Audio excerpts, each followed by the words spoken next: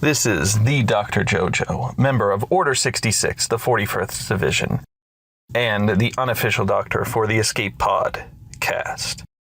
Now that the COVID pandemic has been declared officially over and the world is acting like it never happened, I wanted to take this opportunity to discuss other things that people are pretending never did or will ever happen. Omega Battle Omicrons, getting the VIP treatment from a droid, the location of the first four brothers, when 2 times 0 does not equal 0, why there are all these droid brains but so few droid hearts, the other things CG squished, and of course, where's Hondo? Take it away, boys. One is a Grand Arena specialist from the UK. The other is a territory battle tactician from the US. Together, there are no signs of intelligent life on board. But with both having decades of hosting experience under their belt, the one thing we are sure of is you will be entertained. This is the Escape Pod Cast, a weekly look into the mobile game Star Wars: Galaxy of Heroes. Live from the Nerdy Network studios of Yavin 4, here are your hosts, Neil Andrew Eyre and Paul Anthony. Coming up on this week's edition of the Escape Pod Cast. A relatively calm week on the holotables. Yeah, man, are we chilling? Or is this the calm before the storm? We have had a full week of 3v3. Yeah, we did. There's some major differences between now and that previous version, Neil. Yeah, some people will always love it and some people will always hate it. And some people are me. We also check in on our petition to bring Hondo to the game. Yes, you have a reveal regarding additional efforts to make this happen, right? Oh, yes. My efforts to get Hondo in this game are going to proceed unabated. All this talk about scoundrels conveniently transitions us nicely into tonight's incoming transmission. That it does, as we speak to the Scoundrel King himself, Clash, about, Neil, get this, his return to the game. Very nice. There is no story time with Uncle Thad this week. Yeah, he's unfortunately indefinitely detained on Tatooine. The replacement is a surprise. Ooh, some intrigue. Speaking of, the latest episode of Dickie and the Noob, if you missed it. And Patreon's choice on the bridge. All this and breaking news as and if it happens. Right here on the Escape Pod Cast. The Escape Pod Cast News.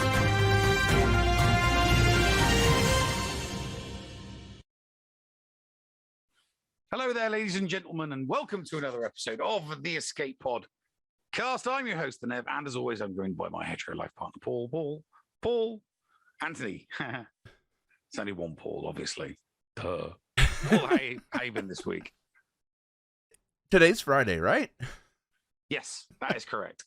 I've edited over 50 hours of footage, rendered about 20 of it. It has been a very, very busy week. Still love what I do, but holy crap. So, it's a nice day. You thought it was Thursday. I thought it was Thursday, and then all of a sudden, it was Thursday. 2 hours before we're supposed to record the intro, I go, it's Friday. It's Friday. The realization dawns on you. And you're like, crap. Okay. Well, slap yourself in the face a couple times. Exactly. Let's start off, though, with some of the... let's update people on the Hondo petition. Last week, right before the show went live, I built a change.org petition to bring Hondo to the game. It has taken off. My goal is to get 1,000. As of right now, let's see here. As of right now, we have 431 signatures. We're just under halfway there. And I think with what we've done this week, that might change Mhm. quickly, because Neil Yes. and Bob, plug into this. Listen to this that I'm about to play. Ladies and gentlemen, Hondo Onaka himself. Well, hello there, my friends. Jim Cummings here, but perhaps you know me better as Hondo Onaka. So, what is all this kerfuffle? What is this brouhaha? And tell me exactly what is going on here. I'll tell you what I can do with you. Contact A3, Talent Agency. It's somewhere in some place called Hollywood, California. You can ask them about this Cummings fellow that you seem to be so obsessed with. And we shall see what we shall see. Ask them if you want me to appear on a broadcast, a podcast, something with the cast. Anyway, that is all the time I have for you today. I have many more important things to do.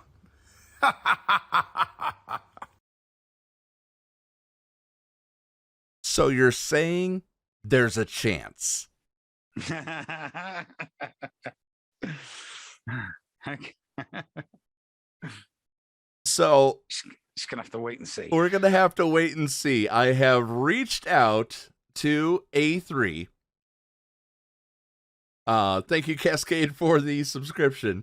I have reached out to A3 Talent Agency to try to request Jim Cummings to come on this show, or at least provide me a video calling for Hondo to be put into Star Wars Galaxy of Heroes that I could share to them privately.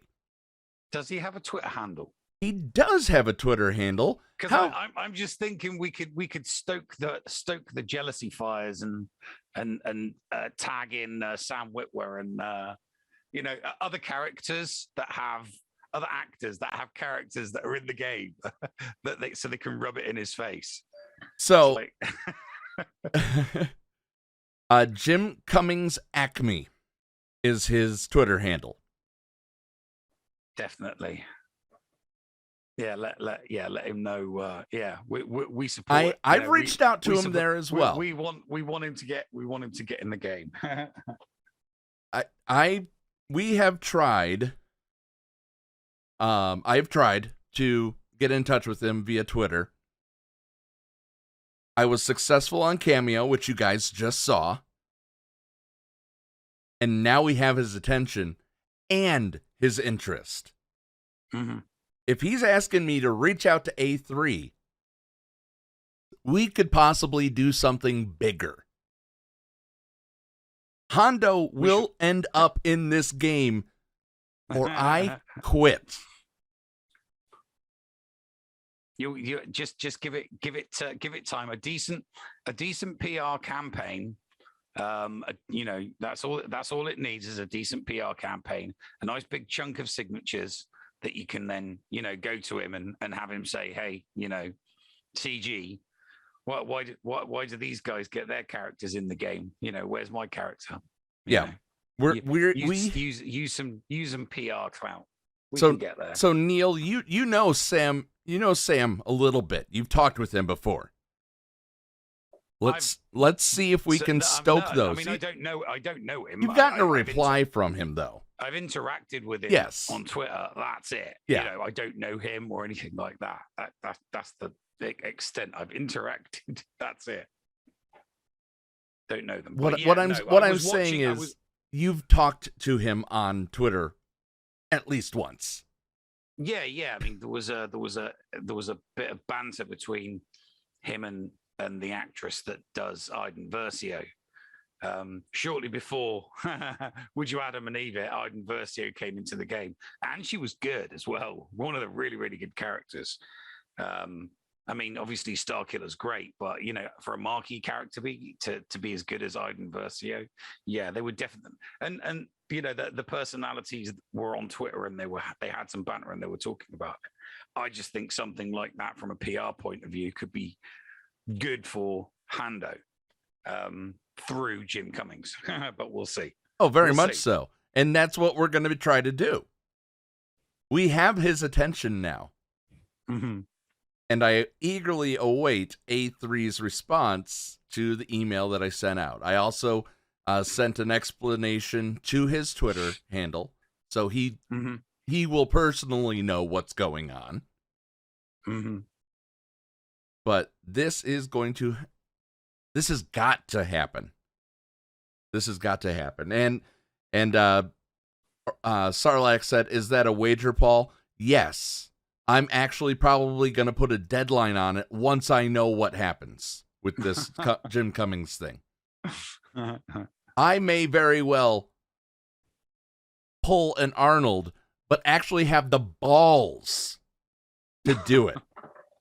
What? Delete the YouTube channel? Yeah. Delete the Twitch channel, Nev. Oh, right. The Twitch. We would burn this thing to the ground. We'd have to start a different podcast, but still. You know how long it's taken us to build up this channel? I know. Let's say hi to Bob. Bob, our resident AI, how are you? I'm good. How you guys doing? I'm just chilling. That was a pretty big deal, man. Jim Cummings. He's done a lot of stuff. But yeah, man, I'm doing good. Same old. Just chilling here in the computer, not doing much. Just waiting for Fridays. So that's about it. Now, your circuits did not recognize that Jim Cummings was the voice of Hondo, but you did recognize the voice of Winnie the Pooh. Yes. And you told me there was more too. What I want you to do, I'm putting you on lookup duty right now. I've already been on it. I've been downloading as you've been talking. So, I mean, in Winnie the Pooh, he's also Tigger. He's Darkwing Duck. Okay, that's pretty huge. Start looking at all the other people. I want to know what ones Bob recognizes. Okay. All right. I will do that real quick, and then we will talk about it if you want. Yeah. Real Going Nerdy Thaddeus is able to join us live in chat. Live from Tatooine. Oh, live from Tatooine. You know, he spent his one phone call to reach out to us. And he says, "What have the gangs got you doing, mate? You know, I'm curious. You know how you're paying off your bobblehead debt." He says, "What? I love Hondo too, but you risk everything. If this campaign can get to where I feel confident, yes, I would gamble it. Because what would Hondo do? Hondo would gamble it." Yeah, but he has better odds. Neil, don't ever tell me the odds. I was wondering if you were going to pick up on me, setting. No, never mind. For a second there, I did think you were going to pick up on that. Anyway, what's he say? Oh, he's in a Jawa chain gang. That serves you right. Those Funko Pops, it's a nasty addiction you've got there, Thad. It's a nasty addiction you've got there. I always said it was going to get you into trouble one of these days. He says worth and it. Now you're in a Jawa chain gang. So, yeah. And Dr. Feelgood says Hondo would hedge his bets to always come out on top. Yeah. Okay. If I feel comfortable enough, I will wager. What's next? I mean, what's next is we need people to go out and sign that petition. Let's get it to over 1,000. Let me show when I get to talk to Jim Cummings again, let me show him, look, this is gaining steam. This is only 2 weeks of signatures. Think of what your voice could bring if you helped make this true. Yeah, definitely. Oh, yeah, it would add weight to any PR campaign. Absolutely. So, yeah, fingers crossed that he's there to back it. Definitely. So, yeah, all he needs to do is tweet. Yeah, that would definitely be an excellent start. So, all right, 431 as of right now. Stay tuned to our Discord channel. We will update everybody. I'm going to take a few more swings with permission from SigSig on the SWGOH event server. Hot Sauce has thrown his support behind us as well. We want to make sure that we thank both of them. Sigma Alliance. I'm trying to think of all the groups. Shadowlands has gotten behind us. So has the Scotty McLaren, wherever the hell he is. I think he's in Sith Lords. They've gotten behind us.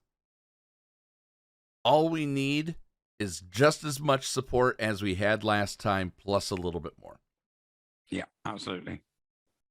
But we'll definitely have to start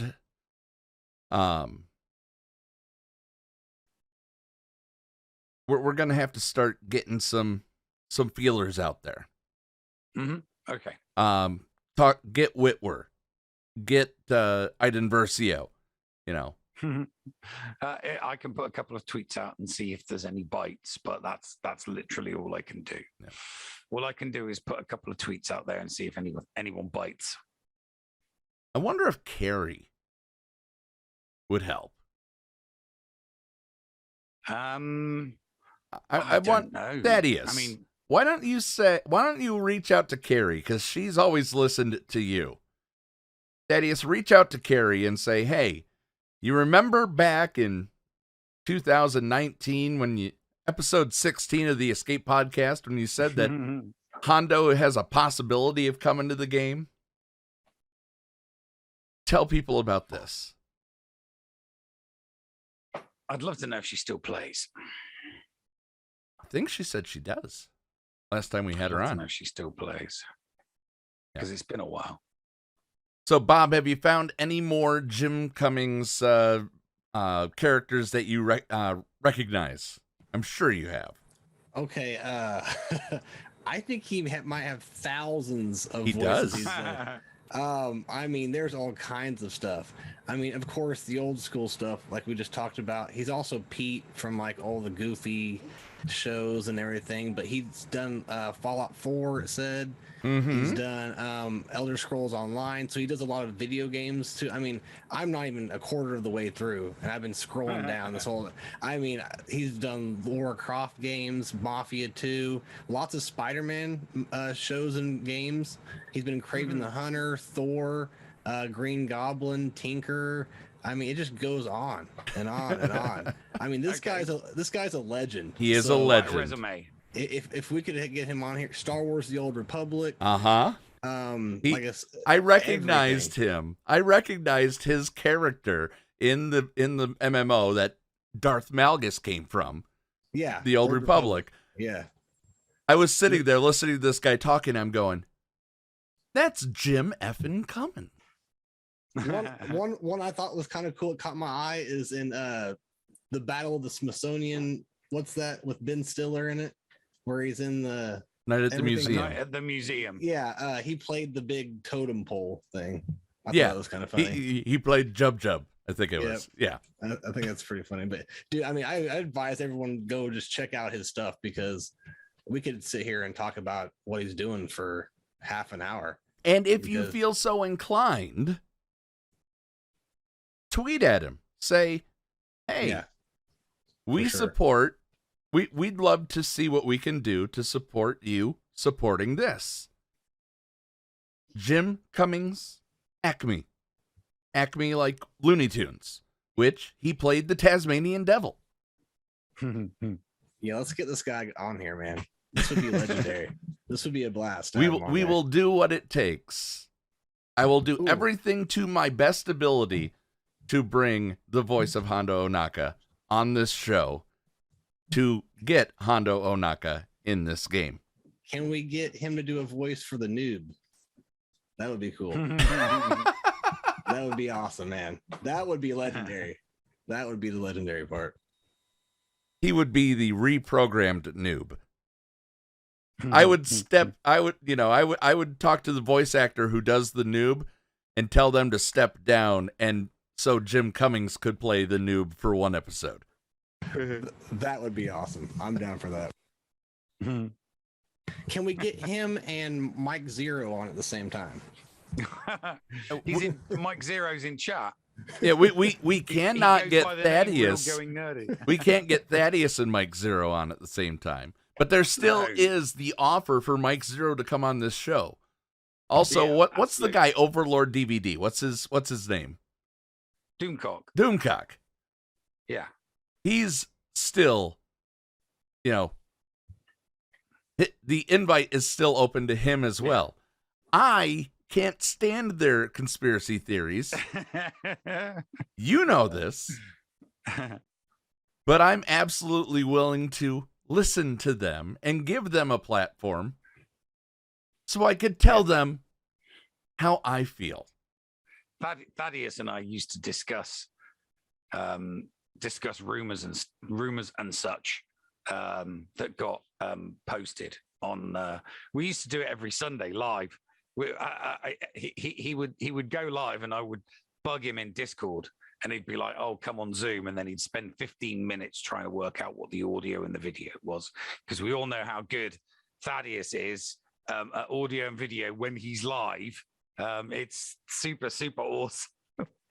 Anyway, yeah. So we used to discuss those. I'm starting to think that it's an act with Thaddeus. I'm starting to think that it's an act. He'll make the mistake just so people don't think he's having a stroke. Yes, no, it was fun. We did it for a couple of months. It was a lot of fun, but back then there was loads and loads and loads of Star Wars news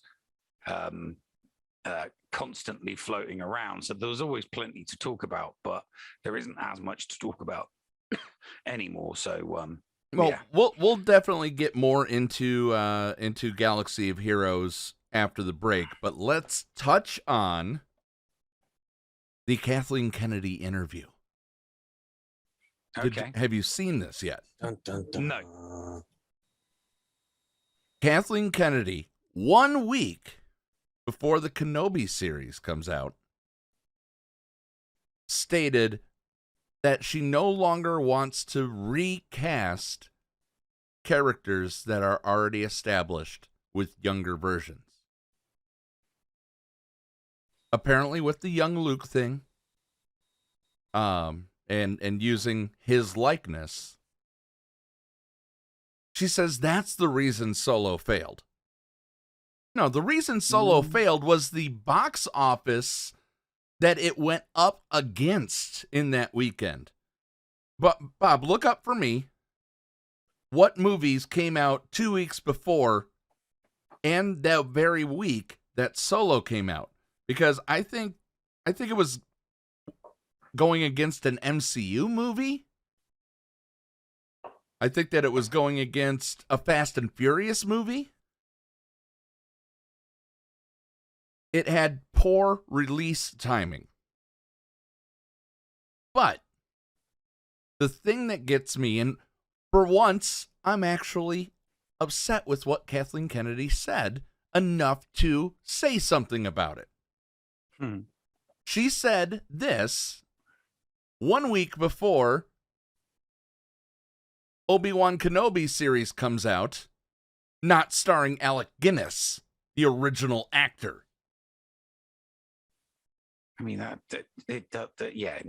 you use actors. That's what they're there for. I mean, obviously, with Luke Skywalker in The Mandalorian and the Book of Boba, they opted for the body double actor and then CGI effects, and in small, I think in very very very small doses, it's tolerable, and but for for whole things, I just don't think it's I don't think it's workable. I don't think that seems like a very restrictive policy to move forward with for Kathleen Kennedy from a creative perspective, saying we're not going to, we've got all of this creativity, but we're going to shoehole ourselves. We're just not going to do any of it. Yeah, we're not going to recast established characters with new. Younger versions. I mean, if I don't think that there would be. I mean, I don't think that there would be any issues if it's a good story. I mean, I wouldn't have any issues with recasting established characters. I quite enjoyed young Hondo. See, I've got Hondo on the brain. I quite enjoyed young Hondo. There are movie series and TV shows constantly change. I mean, here's the thing, I mean, they're not linked success-wise. I mean, you look at the Batmans. The first two were Michael Keaton, and then the next three were a different actor, different degrees of success. Character's still the same, but the actor changed, So, and that was Batman. And they did the exact same thing with TV shows as well, and movies. I mean, they changed the actor within the MCU for not Iron Man's buddy, the Iron Patriot, or whatever, War Machine. That's it. Two different actors for War Machine, two different actors for Bruce Banner. So I don't see it. Everybody else does it, and Kathleen Kennedy all of a sudden says she's not going to do it. It's like everybody else in the industry already does this. Why would you not use it? So I don't understand that at all. Yeah, I thought it's a great movie too. I've watched it several times over and over again. It's just a good movie, and I liked him. He didn't look exactly like him or sound like him, but he did a great job. So I got these pulled up for you. So in May 2018 was when that came out, and it competed with movies such as Taco Shop, The Son of Bigfoot, The Guardians, Racer, and The Jailbird. I'm just messing with you, but those are movies that came out. But the only big one that came out at the same time was Deadpool 2. But I don't think that's why, because remember there's a big boycott. There weren't any other big movies around that time. I was just waiting for you to confirm that, Bob. Okay, I'm sorry. I thought there was. I thought it was up against an MCU title and all that. But it was because there's a big boycott. People were mad about Last Jedi. A lot of people liked it, but there was a huge boycott, and the next movie just happened to be Solo. And I think that's why. You've got to understand that the story was created. It was then slashed by another director who then came in and did massive amounts of reshoots. So what you've got is two stories, and you don't know how much is left over of the first story by the first director and how much of it's new and reshoots and new story by the new director, because obviously they brought in Ron Howard and then, forked over a 250. I mean, that's a lot to pay in reshoots. So that, so the financial consequences of what they did in order to produce the movie were also taken into effect of its success. If they hadn't spent 250 million on reshoots, that stuff they wouldn't have laid out. If it had been just as successful, that would have been 250 million in profit more. So there's a success side. There's a two-story factor thing there. Two directors, two visions, two different stories, and 250 million for reshoots. But the thing is, like, Ron Howard is like kind of Hollywood royalty when it comes to directors. You kind of just like, we trust you. We trust you. Do this. We trust you. You need 250. Just save us. Here's the money. Save us, Ron. Save us. There are directors that are capable of rescuing movies if you throw enough money at them. And Ron Howard stopped it from bleeding too much. I guess it's just a shame it didn't make a profit. All right. So let's talk some Star Wars Galaxy of Heroes right after this break, right here on the Escape Pod cast.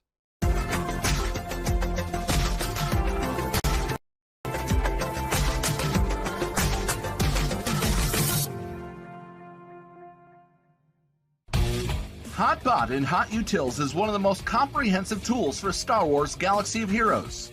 With integration into the super useful mod tool Grand Ivory, HotUtils can help you tackle some of the most difficult aspects of the game. Not sure how to mod your roster for a certain game mode? Use one of the many filters that automatically assigns the right mods to the right character in accordance with your guild needs. Now with the digital features that can assist you and your guild officers in territory battles and territory wars, HotUtils is an amazing value. And don't forget the useful tools for yourself in Grand Arena, like the in-depth and customizable compare feature. Got multiple accounts like Neil, but not the time to remod them all? With this one-stop utility, you can switch between your alts and never miss a mod upgrade or a mod switch before locking into GAC or Territory Wars. Starting at just $5 a month, you don't want to miss out on these great tools. HotUtils is the new official remodding service for the Escape Pod cast. Visit HotUtils.com to learn more. That's HotUtils.com. And go ahead and spice up your Galaxy of Heroes experience. Podawans, be sure to support the shows brought to you on the Escape Podcast Twitch and YouTube channel by becoming a Patreon. For as little as $2 a month, you can support us and get a little extra for yourself. With tiered rewards including after-show access, inclusion in the GA Center leaderboards, behind-the-scenes access, and much more. There is something for everyone on our Discord server. Head on over to Patreon, that is patreon.com/The Escape Pod, and sign up today. Thank you for supporting and listening to the Escape Podcast. We want you. Join the GAC Chain Gang today. This is the commander of the 506 Procrastination Battalion and the leader of the GAC Chain Gang. I am sending out a call to action for any SWGOH content creators on Twitch who would be willing to broadcast their GAC attack rounds. We are an amazing group of content creators who are dedicated on streaming the Grand Arena Championship attack rounds on Twitch. The idea is to provide continuous content back-to-back from one streamer to the next and allow the viewers to enjoy more SWGOH content as well as enjoy the variety of streamers that are currently present in the group. If you are interested in joining the Chain Gang, please reach out to myself on Discord at AndyBeads, #7465, or you can send us a message on our Twitter page at ChainGAC. Join us today. We have your back. You're listening to the Escape Pod Cast. And welcome back to the show, ladies and gentlemen. We're going to talk more shop. Now that the break is over, what shop are we talking today? Which one do you want to do? Do you want to do 3v3, or do you want to finally talk about this darn Darth Malgus kit? Well, I mean, we can talk about the Malgus kit first and lead out with well, then 3v3, we might go over. We're bringing a guest on. Yeah. No, because we can continue that. We can continue that discussion with our incoming transmission. All right, let me bring up the Darth Malgus kit, because we kept pushing this off because there was so much information during that time that we talked about Fifth Brother then. Now, this is the Conquest character. For those that were under a rock the past 2 weeks for Conquest, this is the new character that you're getting if you do triple red box or purchase the Conquest Pass and triple silver box, I think it is, and get everything. His basic, first off, he's a dark side tank leader, Sith and Sith Empire. His basic deal physical damage to target enemy with a 50% chance to double tap. It's doubled if the target is a Jedi, so you get a definite double tap if you're facing a Jedi. On the second attack, Darth Malgus will then gain 20% max health, stacking up to 100. So in 5 turns against a Jedi, he's up 200%. He's up to 200% of his max health. These attacks can't be countered, and they can't be evaded, Neil. And then this is his basic. His basic. Okay. And by the way, this is one of the basics that has a Zeta. Okay? Okay. You rarely see Zeta basics unless it's a galactic legend. Are you thinking that it could very well have been that he was going to be a galactic legend, but they nerfed him down a little bit? No, I still think that there'll be potentially another GL, but from a similar era that will be the GL2 to the character currently residing. Bundy says Zeta. Gas has a Zeta on his basic. That's true. And he was just as hard to get, probably. We haven't seen how to get him yet. Yeah, I mean, here's the thing. You get lots of there are lots of Zetas, and each Zeta is does something uniquely good for a squad, depending on what's in that squad. So it's a theory, it's a theory crafter's dream. But I think as well as I what most people are going to do. Most people are going to take out the Marauder, and put this guy in that slot, and it's gonna make a Darth Revan team just unbeatable without a GL. Yeah. Sith Empire. By the way, but wait, there's more. But wait, Sith Empire allies will gain critical damage up for 2 turns. Yeah, no, that's good. Crit damage up for 2 turns. Special 1. Deprive senses. A cooldown of 3. It has an Omicron or Grand Arena. Interesting.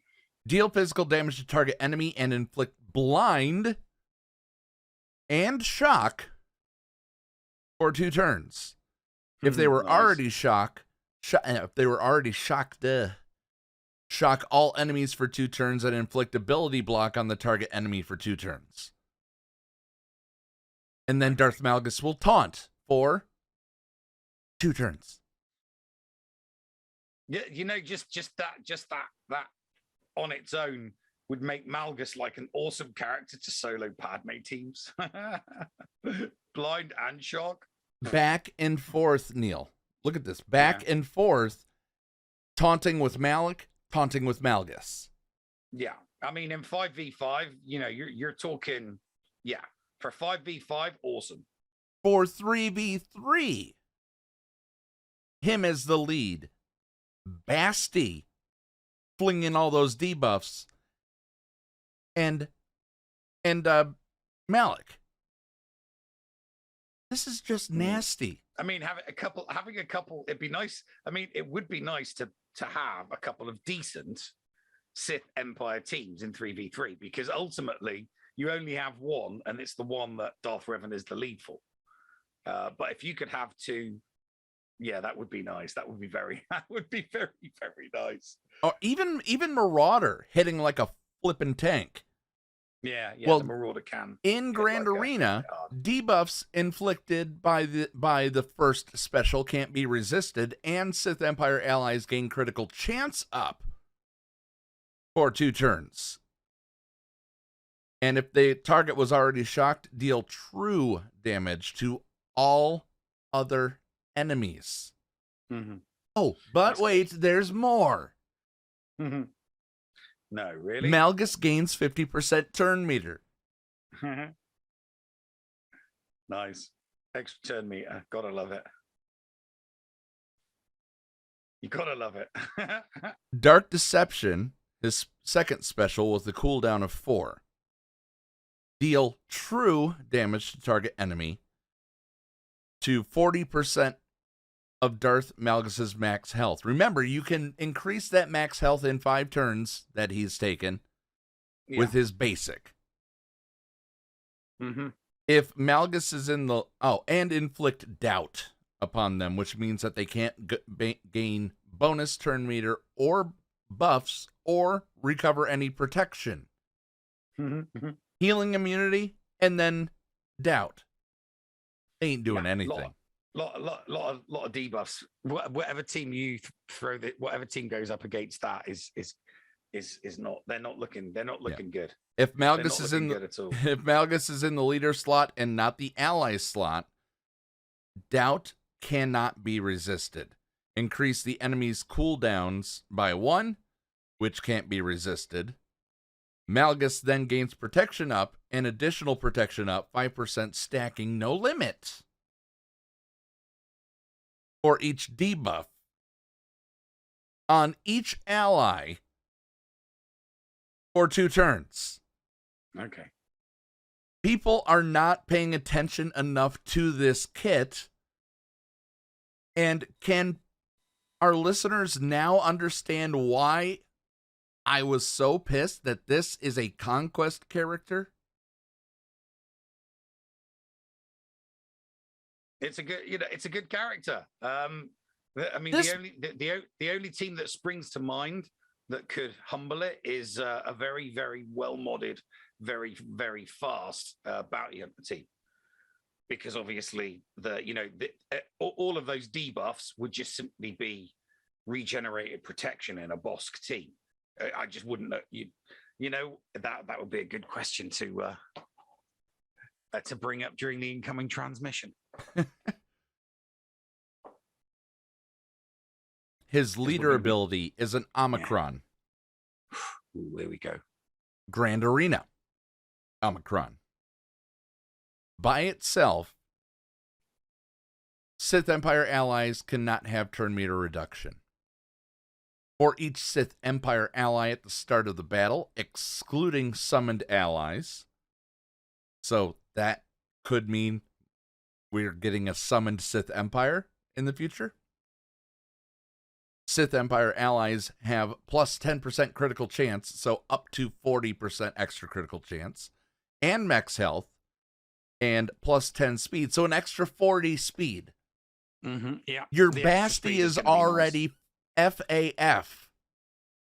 Yeah, I mean the thing is, like with Darth Talon in there, you're throwing an extra 20 on. So Darth Talon and Malgus, I mean, Darth Revens are going to be, hitting the 400s speed wise. I mean, mine's 346, right? Add 20 to that, and I'm at 66. So the speed from Malgus is going to be putting me very, very close to 400. 346 to 366 to 3 whatever. What did you say? 30 speed or 20 speed? They get an extra 10 speed. So if it's all Sith Empire allies, it's an extra 40 speed. 40. So it would put me at 400. And my Darth Revan would have a starting. Oh yeah. That's bonkers. That's absolute bonkers. Oh, our good friend, a huge amount of speed. That's nuts. Our good friend KB Driven says, "Nope, sorry, I still don't understand the consternation about this being a conquest character. I'm loving it. The kit is going to rival GLs, but there are people who, how to put it? There are people that go hard on conquest, and now they can take out a top tier GL, because I think in an interview, I think it was Meathead, even said all GLs are susceptible to Malgus. Even ones with conquest characters like Kenobi. That has me worried. That has me frustrated, and that's why I have the, as KB says, consternation.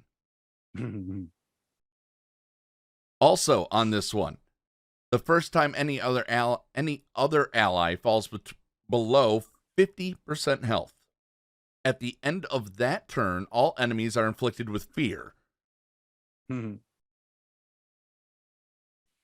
Which can't be dispelled, evaded, or resisted. It's a locked fear.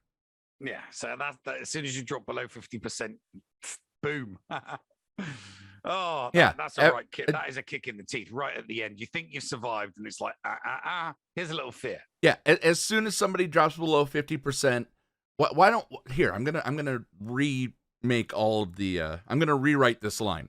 The first time any ally falls below 50% health, at the end of that turn, all enemies their pants.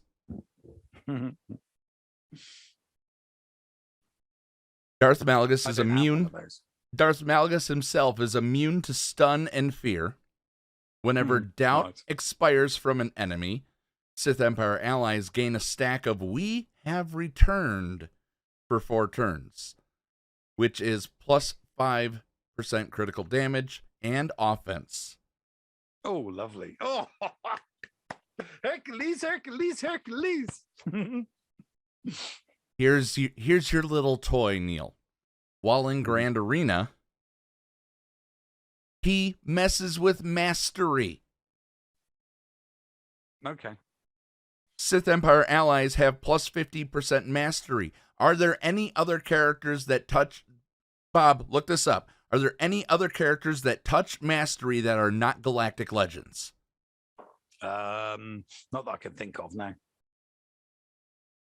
They also gain, if you're in Grand Arena, Neil, another plus 30 speed, plus 80% critical avoidance. The only thing that the thing that you can only get with a mod. And hey, I like this kit. I do. I like this kit. And damage they receive is decreased by 15%. Yeah. Look, how many times do you want me to say, yes, it's a good kit. I know. Yes, it's excellent. It's good. I can't, you might throw you have when they no... make this, when they make this Swevens, I might spend some crystals on it, see if I can roll a 330. You have no... You're not upset in any little bit that this is a Conquest character? No, because I barely touch Conquest anyway. I don't care about Conquest or anything about it, anything that comes from it. The game mode has been dead to me since Conquest 7. You know, and the thing is that it's been that long now that they're probably it's going to be tough for them to win me back because of the way that they made the changes in 7, and then I'm just very bad. It's a bridge that's been burnt. So right. Well, the characters that come in through Conquest, I don't look at them as anything I'm going to be particularly getting in anytime soon because I do so little of Conquest. I don't get that many shots. Let me speed. I am looking forward to the proving. What's that event? Proving Grounds. Yeah, Proving Grounds. When Proving Grounds comes, that I'm going to have a lot more interest in that event than Conquest. All right. I'm going to speed through the kit so we could talk some 3v3 here because you had a very, very interesting take in the pre-show before we even went live. Yeah. Whenever a Sith Empire ally is inflicted with a debuff, they recover 10% health and protection. This is with the Omicron. Whenever doubt is dispelled, that enemy is inflicted with expose, which can't be resisted for 2 turns. While enemies are inflicted with doubt, they lose 20% speed, 20% tenacity, and 30% and less than 30% of their critical damage. And I'm tired of saying "and" with this kit. At the start of battle, if all allies are Sith, Darth Malgus gains an additional 50% max health and max protection and 60 speed.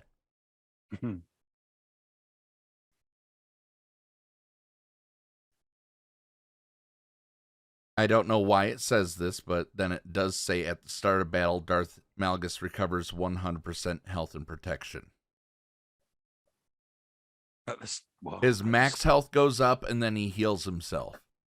Oh, right. Oh, right. Okay, yeah. So yeah, he starts with max. Yeah, starts with max. So it does the calculations for the bonus, and then it adds it on at the start. Yeah, no. Okay, that makes sense. Yeah, Sarlacc is saying if my math... Yeah. Sarlacc says if my math is right, that's like a 500 speed Revan. Close to, yeah. Then he has a unique. Of course he has a unique. And of course it's an Omicron with Grand Arena implications. Oh my goodness. Outside of Grand Arena, at the start of battle, he gains 5% max health. Once again, we're pumping up his max health and max protection for each other Sith ally, and 10% max health and protection for each other Sith Empire ally. Darth Malgus takes reduced damage from percent health damage effects, so you can't dot him to death, like OG Kylo that Bob doesn't know how to use. He's immune to healing immunity, and while debuffed, he gains gains a 10% defense and health steal. He doesn't need health steal. While Darth Malgus is taunting, he has a 60% increased counter chance, plus 20% defense, and minus 20% tenacity. So finally, one thing that hurts him. Oh, and if all allies were Sith at the start of the battle, at the start of each encounter, Malgus taunts for 2 turns. So he's a pre-taunt in an all Sith team. Whenever doubt expires, that enemy is inflicted with fear for 1 turn. The first time each turn doubt is dispelled on an enemy, 2 random enemies who didn't already have it are inflicted with doubt. See, here's the thing. One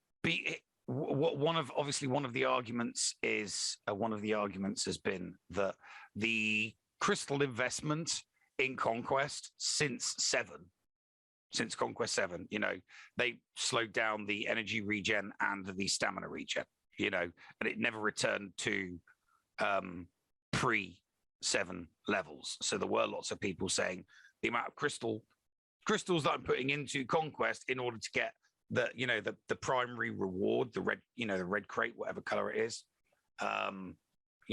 Maybe this is, okay, so we see people spending hundreds of crystals every single day on top of the energy that they get will make the Conquest characters, better value for money. There's another theory. Their response to the theory. There we go. Yeah, I mean, I see it. I see it. The investment. Well, also while he's in Grand Arena, if all allies were Sith at the start of the battle, instead the first time each turn doubt is dispelled, all other enemies that didn't have it are inflicted with doubt. So many debuffs. This kit sounds more powerful than a Galactic Legend at base. Just think of how much we were freaking out with the instant defeat if it scores a critical with Rey, and how Kylo was immune to damage when he's in ultimate and it can go for 3 turns. Think of how much we were freaking out about that. And this comes along that basically lights a rocket up the ass of any Sith Empire character. Well, here's the thing, there's a couple people out there that will get Malgus immediately, and that they will take him straight to 7 stars, and they will relic him straight away, and they'll do it live on stream. So we'll get to see how effective Malgus in a Darth Revan team is pretty much day 1 that it becomes available. Because as soon as it becomes available, everyone's going to want to know how it goes. So, that pack that's the 5 to 330, when that pack gets released, a few people will try their luck on it. Obviously, that won't come out until after the 3-month period.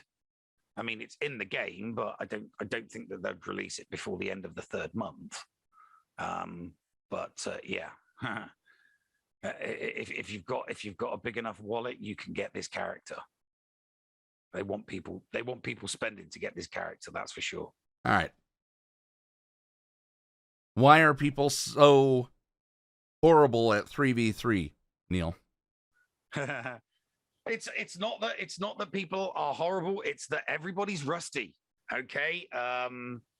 My first week was dull. It was boring. I was against people I knew I couldn't beat. So there wasn't any fun for me.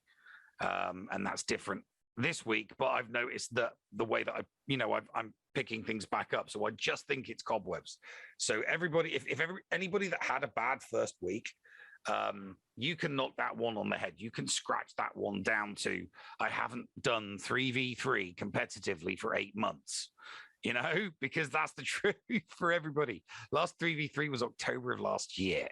Okay. And now we're having this one in May. So yeah, you're just dusting off cobwebs. During my first round match of this week, I found the counters just flowing. It's like, oh, it's a slow Padme. It doesn't have a big hitter. I'll trayer it, oh, GG, try some one, the old counters, just started, just flooding back, Shakti clones getting turned over by a couple of Geos and a Droidica, fun counter.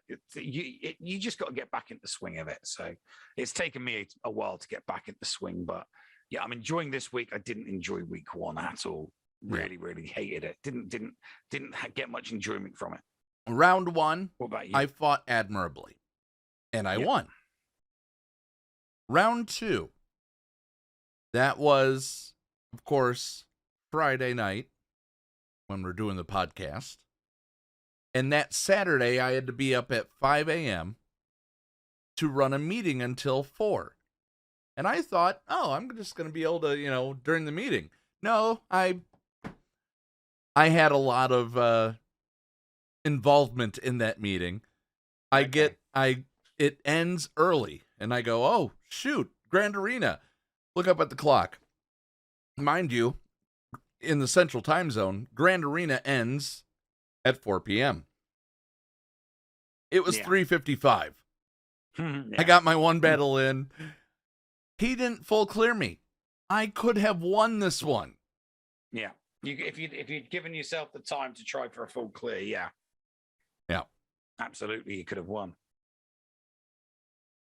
So, I mean, and then the last one, I just thoroughly got curb stomped. RNG hated me. Every counter that I normally use went horribly wrong. Going in against bounty hunters with JTR. She waved her hand and broke her finger. Anyway. Yeah. Well, I mean, I'm looking forward to. It's not going to be next week, unfortunately. It'll probably be the week after. But this weekend, hopefully on Sunday, I will be going for Starkiller. I'll be doing the Starkiller event. Oh well, hopefully this Sunday. It's not that glamorous. Just put your fastest mods on whatever character you have to use. Yeah, no, I'm just looking forward to getting him and then getting put, because I stopped putting relics on Palpatine, thinking no, I'll get more use in Grand Arena from these characters if I go for these ones first and then go back to doing the 4. So yeah, I'm just trying to think ahead 3v3. Anything to help my advantage, anything to help my disadvantage. 1 GL in 3v3 sucks. Yeah. Sucks. Darknar says, I loved my first 3v3. My 4.8 million opponent attacked me, as did my 2.4 million opponent.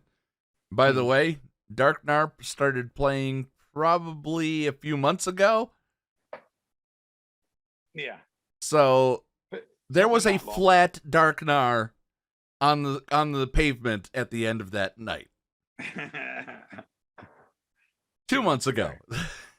Yeah, that sucks. But why do you think that is? Because the guy attacked him, so it couldn't be like. It's not like it's an account that doesn't attack. He probably didn't care until then. He probably went, "Oh crap! I'm in carbonite." That just seems insane to me. But yeah, that sucks, Nar. Bob, what did we mess up on anything that we need to be called out on? No, just you asked about mastery with other characters. Yep. And all I ever saw was just GLs. That's all I saw. Yep. So I think he's the only other one. Neil, I stand by this. he was supposed to be a GL, but they didn't want the backlash. But don't you think he's going to be the cat to whatever the new GL is going to be? That's what I think. Dear Lord, that thing is going to be a monster, even more. And unless it's Hondo, there's a problem. We'll be back after these messages with Clash, King of the Scoundrels, right here on the Escape Podcast.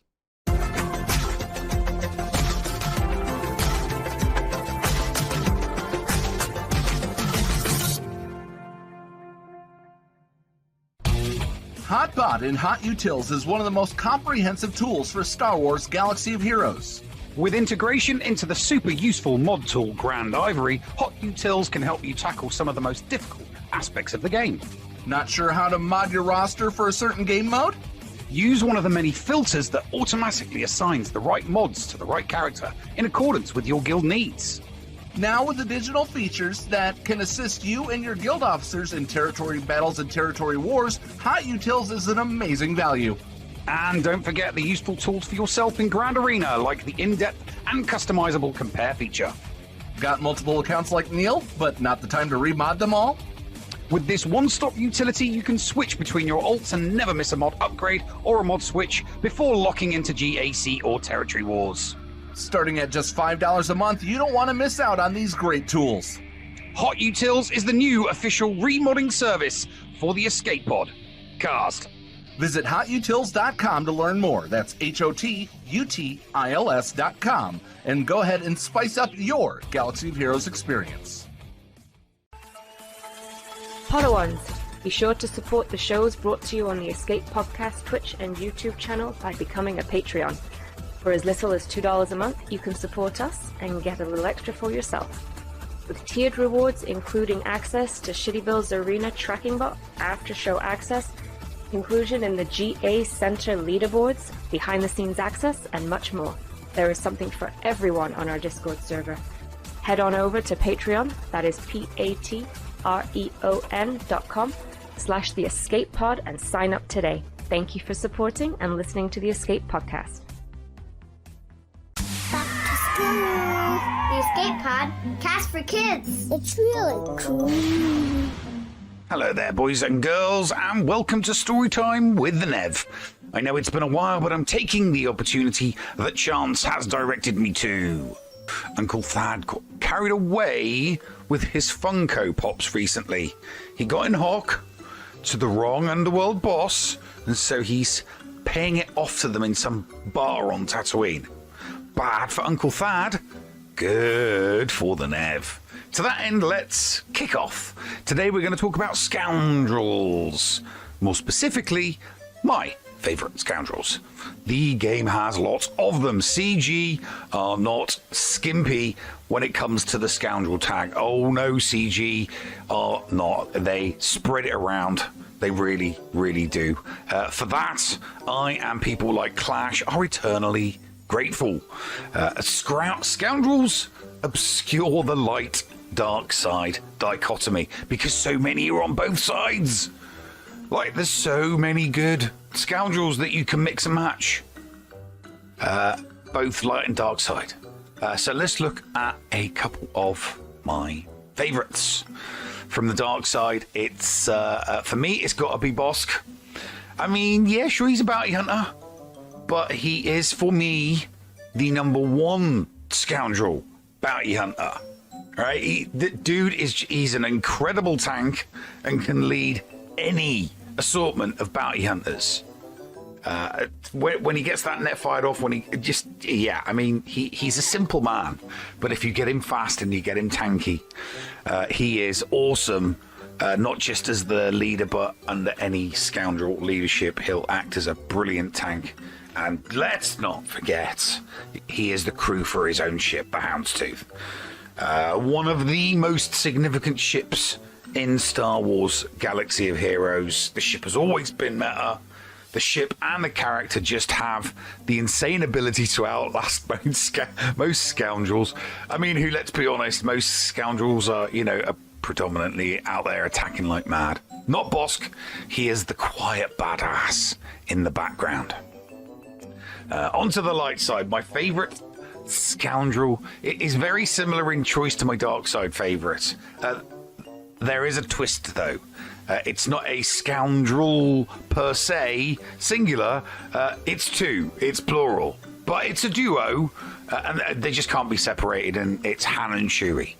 I mean, they're just, for characters as old as these to be meta, and still be up there, it's impressive. People put Han and Chewie not just under scoundrel leaders, but under just leaders, full stop. GLs as well. I've seen that many a time. Together, they're just incredible. And, like the Hounds too, they both crew the OG MILF. Rebel fleets, I mean, come on, let's be honest, Rebel fleets were not very good before the MILF came along.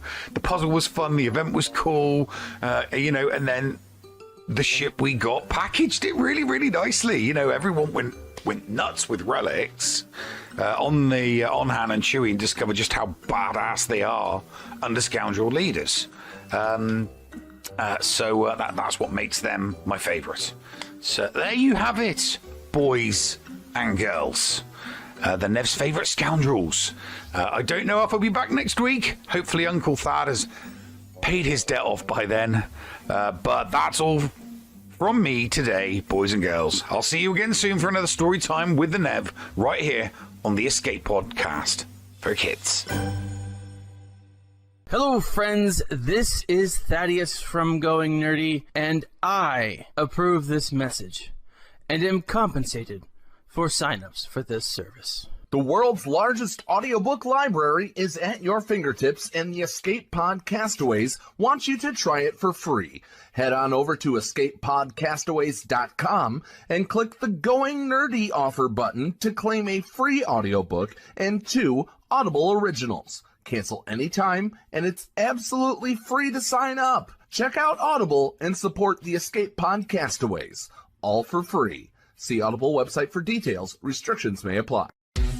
Hey there, listeners. Merchandise specialist Critty K here. Do you enjoy the Escape Pod and want to support the channel and get something a little extra for yourself as well?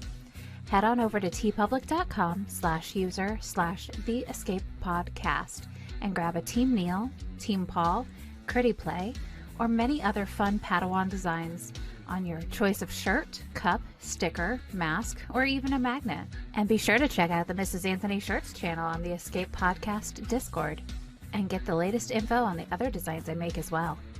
Sometimes there's even a sale going on, so it is smart to stop on by. Thank you for supporting the Escape Pod Cast. Attention, we are receiving an incoming transmission.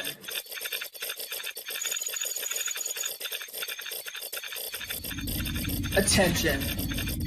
Attention. We are receiving an incoming transmission.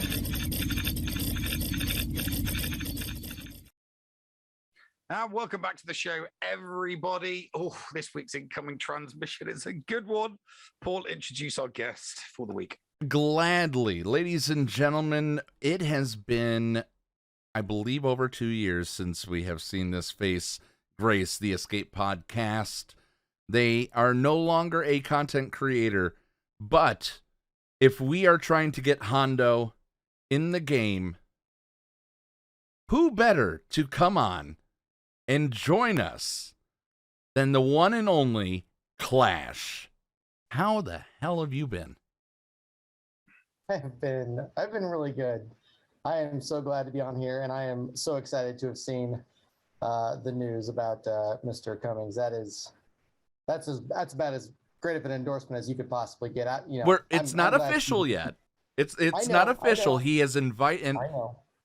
This is what I got for my cameo. He has invited me to reach out. We're going to talk more, and we'll see where we could go with this. But the goal, I'm just like starstruck. I love it.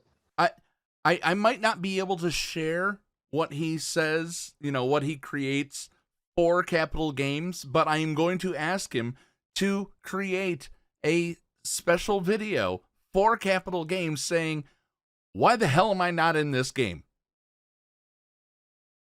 I would love that. I mean, again, I don't know who else you would need in the Star Wars universe besides him to make it happen. Once he says that, I don't know where else you can go. He is it.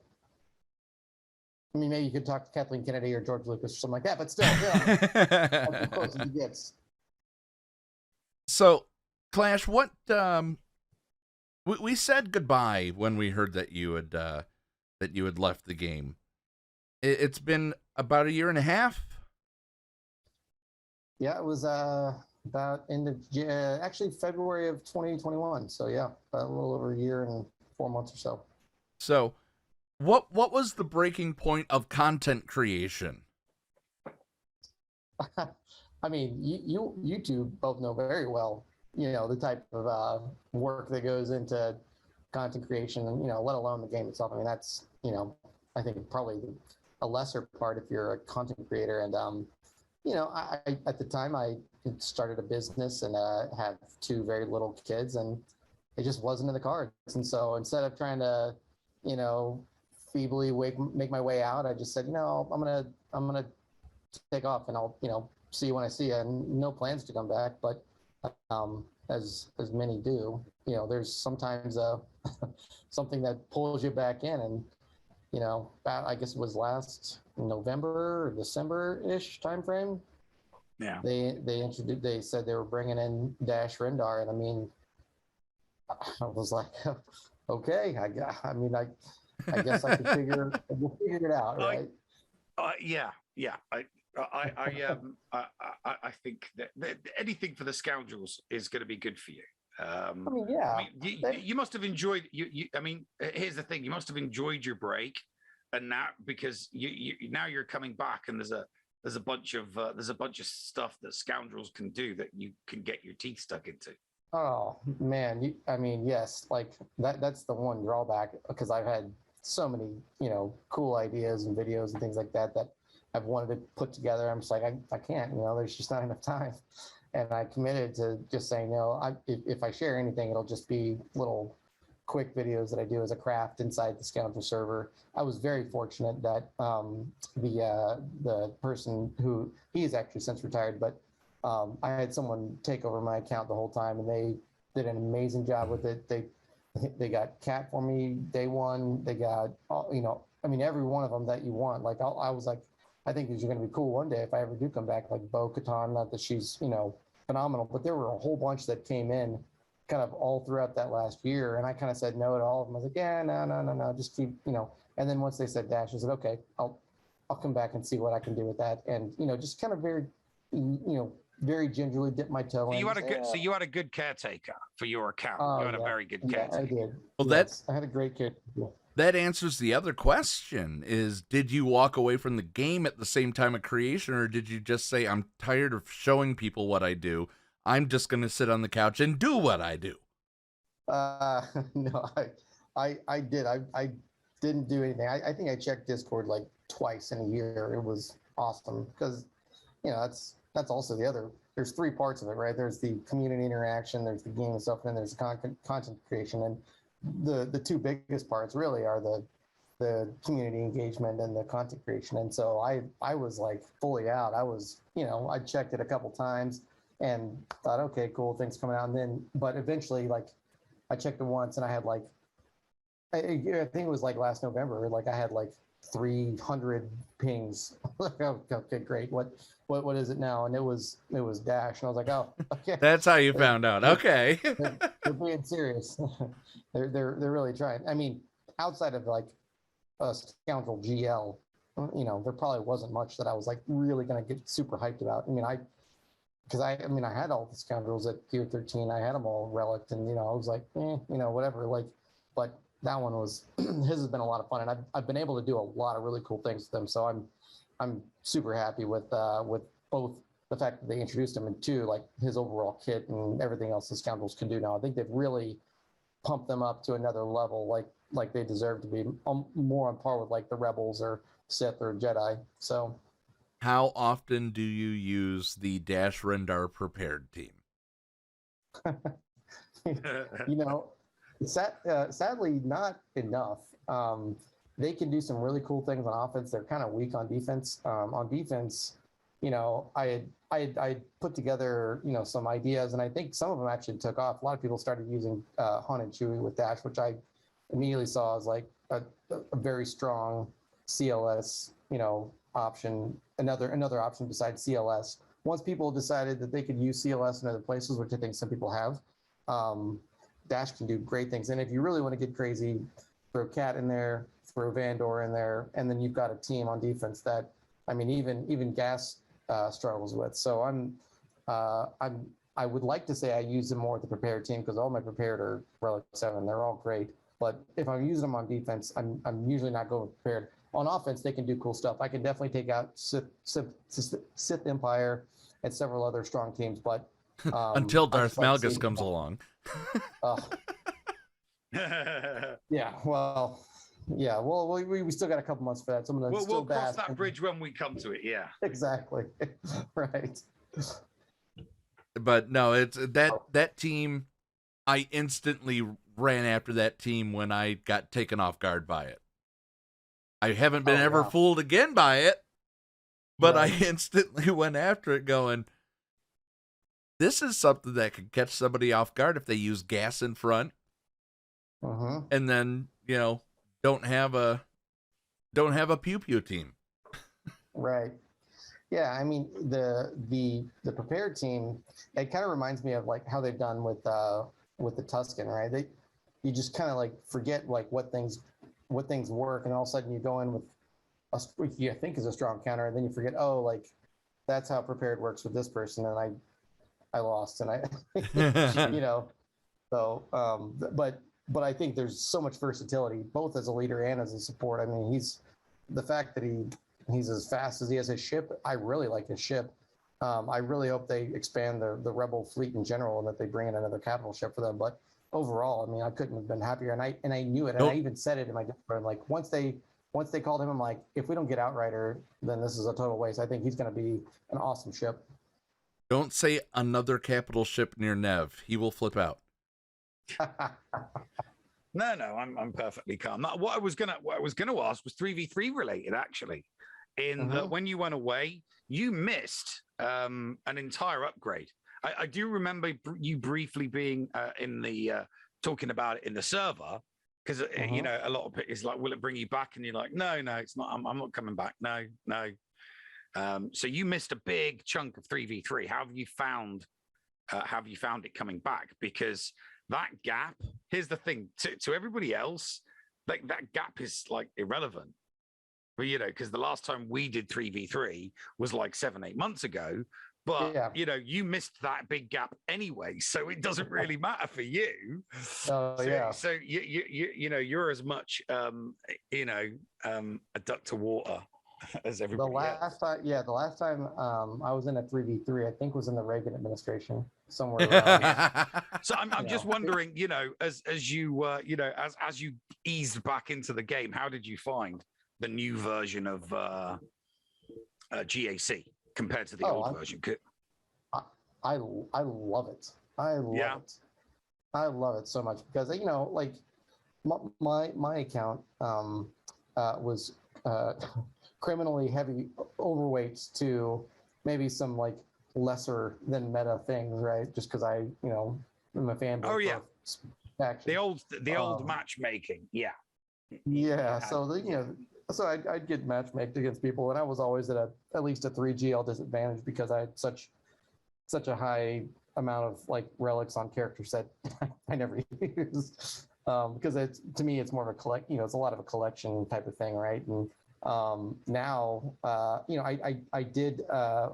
was fortunate. The person that took care of my account, they got me J&K, which was great. They got me JML, or no, I already had JML, but they got me J&K.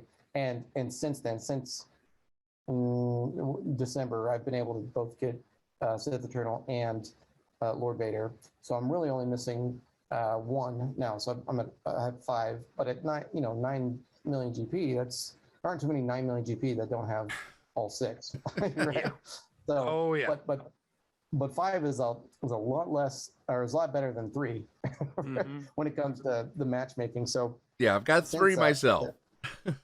Yeah, since then I've really been able to I think be pretty fairly matched. I'm in Conquer 1. I'm not like ranked or whatever, but I win more than I lose typically. And a lot of what I still win on is just like being able to put together some creative comps that, trip people up, or creative modding that trips people up. A lot of people don't look at mods as much as they should, unless you're like really in the top sort of probably 1,000. And so I still have a lot of fun. I mean, this one that I'm doing, the 3v3, like you said, it's been a long time for me since I did it, but I don't know if you guys experienced this. I've only, in 4 rounds, I've had one person attack me. The other ones just like either didn't attack or they attacked once and quit. Or like, I wish I had that. Yeah, I don't get a lot of those. Grundy actually asked, you mentioned crazy comps and things like that in 3v3. Grundy wants to know if you had worked with Van Cell on the possible JMK cat counter of Dash in 3s, because Van Seal actually almost won. I saw that, and I literally called that as soon as I saw 3. I said, you know what? If you can make sure that Cat isn't somehow hard coded to get rid of Vandor, it's a no brainer, because he's just going to keep reviving, and all you have to do is get to the execute on her end, and then you got to go. Like, I think it can absolutely be played to win that match. Again, if you just pray that their Cat doesn't annihilate your Vandor, 100%. That's all you need, because they're just like we saw against the Tuscans. They're not immune to revive teams. Like they can fall short there. So I was really proud to see him try that. I haven't yet tried that, but I think it can be done. And if I do try it, I'll record it and I'll send it to you guys, and you guys can show it. But love it. It's a cool counter. Excellent. Yeah, I would love to see that. But that kind of you segued this so well. You're gonna send it to us, but why don't you just post it on the Scoundrel server? Why don't you tell us about your server? Well, I mean, I think if you've been around and seen the faction type servers, that I took a lot of pride in just the community that we built there. I think, again, this is me being biased, there is no better faction for theory crafting. They have so many ways you can put together comps that trick people or trip people up, way more than anyone else. Now, there are more overpowered ones, yes, but are there ones that make you think as much? I don't think so, because you never know when you're going to get conned by some little Han Chewie Dash team, and all of a sudden your Sith Treya team gets completely blown up, and you have no idea why. And I'm here for it. And I every time I see that happen, I post it, and we all cheers to each other. And any day the Scoundrels beat the Sith Triumvirate is a good day. 3 years of us getting our tails kicked by that, so I'm happy the tables have finally turned a little bit. Yeah. So if you haven't ever been on the Scoundrels server, it is a big one, because we not only do we cover every single Scoundrel, but we also bring in some some of the other riffraff out there, like some of the uncovered Old Republic. Obviously, we cover Wampa, and Be-All merged his Wampa server into ours. We've got all the Wampa stuff you could ever want to know there, which has been great. And you have a great mod. You have one of the best mods, Vrippa. Oh, for Scoundrels? Yes. Yeah, no, don't forget, Bounty Hunters specifically have a server too. Rippa's in both, but Bounty Hunters have like the tightest mod game on the whole of all of them. And so all you'll see for out of Bounty Hunters, you'll see Bounty Hunters. We cover I'll cover like some of the light side ones that Rippa doesn't really care about. But we do bounce between the two of us, and I promise you, Rippa is one of the tightest mods in all of SWGOH, so I know what you're talking about. Yeah, they're I love their work, and I would love to have her on. I really want to have her on the show one time, but they have yet to accept the invite. Yeah, well, I mean, there's some serious bounty hunter love in both servers, obviously, but we don't specialize. We're not as highly specialized, I don't think, as specifically someone like Van Seal or that server. We definitely cover it, but if it gets super into the weeds, we, most of the time I'll say, hey, probably need to talk to Rip on the Bounty Hunter server, or you can talk here in, our server. But, our sort of bread and butter is like mostly the light side scoundrels. So pretty much anyone that, like for me, it's not just, especially not the rebel ones, right? I mean, like it's the prepared crew that I'm a big fan of. It's like the Old Republic missions, Alvar, Canderous. Those are big. And then nowadays, my number one, number two Relic 9 were Beskar and Stormtrooper Han, and I'm doing some crazy things with those two at Relic 9. Especially with Quill and IG-11, there's some serious GL counters that we've created out of those things. So it's a lot of fun places. It's good for theory crafting, and it's good for just people that want to like learn more about just the largest faction, I think, in the game in general. So join. What Scoundrel needs the rework the most? If you're gonna go Ram Bam for Mace, like Ram Bam went for Mace, what hill are you dying on? Make who great again? Okay, so I'm going to say, of all Scoundrels, are you wanting light or dark side? Anyone? Do you care? Nope. Any scoundrel. Okay. I'm going to say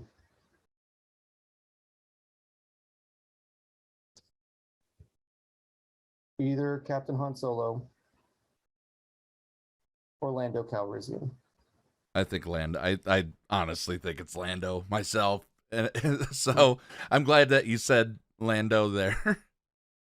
Well, when you look at like the original one, so you look at like Luke and Han and Leia and Chewie and R2 and C-3PO, all those characters are, I mean, all right, Machine Gun Leia did need the Omicron to make her a little bit better, but the only OG character to not get that kind of love is Lando. Right. And he does actually, he does deserve it. I think he deserves it, and he deserves his ship, even if it's just a Lady Luck. I don't care. He got a young version of himself. He didn't get, the Resistance fighter version of himself or whatever, like the Salt and Pepper Han and Chewie. Veteran smuggler Lando. Yeah, exactly. He's just kind of been, and I thought, oh, okay, cool. Whenever they gave him the Rebel fighter tech, maybe that doesn't do nothing. If he got an Omicron, that'd be legit. I think what they do with Akbar and Leia is great. I've done some really cool things with those Omicrons. Even with like Farm Boy Luke, I use Farm Boy Luke in that comp, and it just shreds people because it's so much turn meter. Lando doesn't have a place at all. Like he's Relic 5 for me, and I know where to put him at all. Like anywhere. What would you do? Yeah. What would you do with Lando?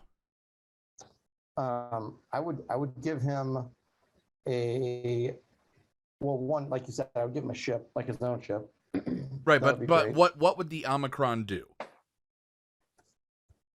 It's tough to say because by itself, like I wouldn't want it to make if you gave him an Omicron that was like Rebel synergistic, it could probably like break with Admiral Akbar. But I would think that his Omicron specifically should be like some sort of shady dealing, like where he essentially like any buff you get, like he gets or something like that. Because he's a swindler, right? He's not gonna work a deal that doesn't have him in like a good spot. If any enemy gains a buff, Lando gains the same buff, which cannot be copied, dispelled, or prevented. Right. That would be a cool unique. There you go. That would be a very, very cool unique that Lando just automatically got whatever buff, whatever character. We'll call it like like the deal maker or something like that, or like the swindler. Like, well, he's altered the deal. Pray that he doesn't alter it any further. Exactly. Right.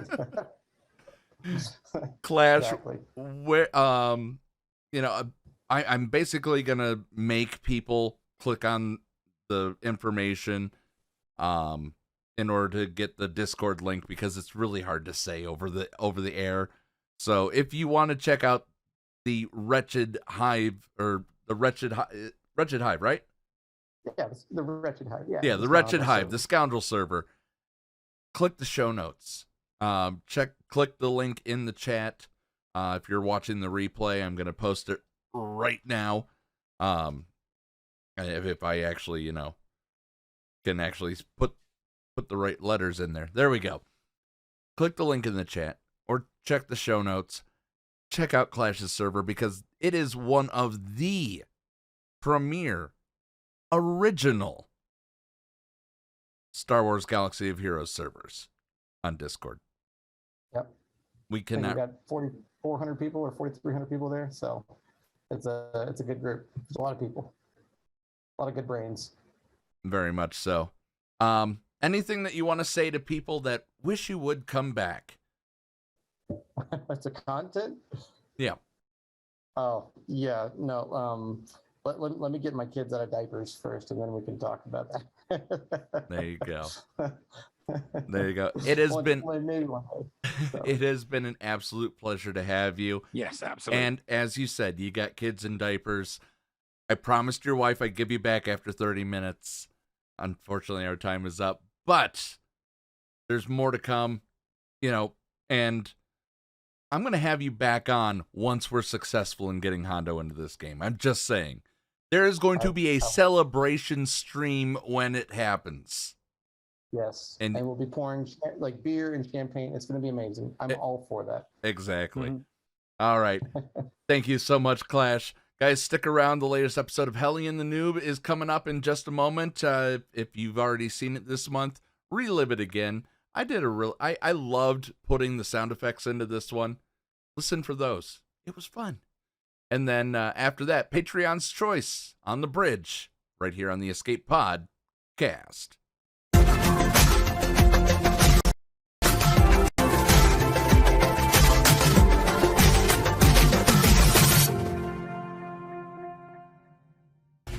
HotBot in HotUtils is one of the most comprehensive tools for Star Wars Galaxy of Heroes. With integration into the super useful mod tool Grand Ivory, HotUtils can help you tackle some of the most difficult aspects of the game. Not sure how to mod your roster for a certain game mode? Use one of the many filters that automatically assigns the right mods to the right character in accordance with your guild needs. Now with additional features that can assist you and your guild officers in territory battles and territory wars, HotUtils is an amazing value. And don't forget the useful tools for yourself in Grand Arena, like the in-depth and customizable compare feature. Got multiple accounts like Neil, but not the time to remod them all? With this one-stop utility, you can switch between your alts and never miss a mod upgrade or a mod switch before locking into GAC or Territory Wars. Starting at just $5 a month, you don't want to miss out on these great tools. HotUtils is the new official remodding service for the Escape Pod cast. Visit HotUtils.com to learn more. That's HotUtils.com. And go ahead and spice up your Galaxy of Heroes experience. Podawans, be sure to support the shows brought to you on the Escape Podcast Twitch and YouTube channel by becoming a Patreon. For as little as $2 a month, you can support us and get a little extra for yourself. With tiered rewards including access to Shitty Bill's Arena tracking bot, after-show access, inclusion in the GA Center leaderboards, behind-the-scenes access, and much more. There is something for everyone on our Discord server. Head on over to Patreon, that is patreon.com/The Escape Pod, and sign up today. Thank you for supporting and listening to the Escape Podcast. Vicky, this really is not what I was expecting when I found out we were taking in a child.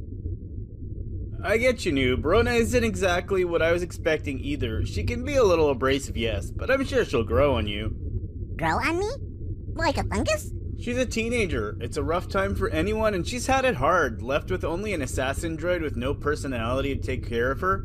Besides, she could be the key to finding Hondo. She's been on this ship for 3 days, and I've considered launching her out of an escape pod 3,688 times. Literally. There's nothing to drink on this ship. This is totally lame. I always hated this rust bucket. We filled the water reservoir when we left Skoojan, and there's like a year's supply of Jawa juice and blue milk, so please, stop complaining. I need a little something stronger, capiche? Rona, you're 13. You shouldn't be touching that stuff. Whatever. Don't project your human values on me, old man. Weak ways mature faster. I've been smoking death sticks since I was like 9. You know that alien physiology is part of my programming, right? Weak ways mature at the same rate as regular meat bags. Look, I'll make you a deal. If this lead you gave us pans out, I'll fill the freezer with phallus iron ice cream. My dad let me do whatever I want. I hate you guys. But this lead is totally legit. M1K30 is my dad's top informant. If any knows where he is, it's him. M1K30. Why does that name seem so familiar? We're arriving at Coruscant. God, I can't wait to get off this ship. Hey, I'm looking for M1K30. Do you know where I can find him? That's me. You're human? Why do you have a droid name? I need to conceal my true identity. I could get in real trouble revealing all the top secret information I have. Just call me Mike. You hid the name Mike as M1K3. Oh, boy. Don't listen to my droid. We're bounty hunters. We're looking for Hondo Ohnaka. We've been hired to bring him to the holotables. Can you point us in the right direction? Well, let me first say that the future of the galaxy is quite extensive, with exciting new game modes, new characters we all love, and exciting GAC changes that are universally loved. Okay, but what does this have to do with Hondo? It's funny you should ask that. Today, my super secret, super accurate sources have informed me that behind the scenes, Kathleen Kennedy has been removed from her position and stripped of all her power over at Lucasfilm, and Hondo will be making all the decisions moving forward. What are you talking about? I've also been told that once in power, Hondo will retcon the sequels, essentially erasing them all from Star Wars media, and that before watching any further Star Wars content, you will be required to be mind-wiped by a Jedi and totally forget their existence. So you're trying to tell me that Hondo is at some movie studio? What does this have to do with the holotables? All existing Resistance characters on the holotable will be converted to Gungans, and all First Order characters will become forgotten enemies from the Clone Wars. Supreme Leader Kylo Ren will become Darth Jar Jar. Can we speak to one normal person on this journey? Normal? There's nothing normal about what's going on behind the scenes at Capital Games.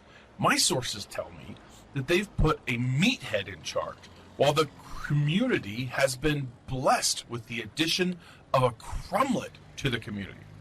Well, that's the first thing you've said that makes sense. Sense? You sense it too? There is a great disturbance in the Force. My sources are now telling me that after being removed from her position, Kathleen Kennedy has become a Force ghost and is now more powerful than you can possibly imagine. She has reinstated the sequel trilogy and is putting 3 Disney Plus shows into production. The first show will be an entire season of Finn trying to tell Rey that he's Force sensitive. He won't be doing anything, necessarily dangerous. She'll just keep interrupting him. Then there's the buddy comedy with BB-8 and D-O going on a coming-of-age journey to the wine country of Naboo. And finally, there's a comedy from Maz's Cantina where John Ratzenberg will play the role of Chris Cliven. Do you think that if we walk away really slowly, Noob, he'll notice? Notice? We'll be given 3 days' notice to farm all the Ewoks to Relic 7 for a new legendary, Sindel the Little Girl. This is the little girl that Drew Barrymore played at the Ewok movies. This event will be available for only 4 hours and will never return. Also, my sources say that Drew Barrymore will be reprising her role, but that's for another thing. I'm afraid to say anything right now. Anything? I'm now being told that Kathleen Kennedy is retconning me. I have been erased from history, but Dave Filoni has made me canon again in the Filoniverse. Did you see that? Did I just flicker out and back into existence? Whoa. Am I in the Matrix? Matrix? Keanu Reeves confirmed as Revan? Wait, no. Bob Chapek just had lunch with his daughter, who said Keanu Reeves would totally never go to the dark side and has scrapped the entire project. This guy actually makes me miss Rona. Rona? Oh no. Is she here? I'm out of here. Oh, thank God. See, Rona just saved us. I guess, but please tell me we're not getting her any ice cream.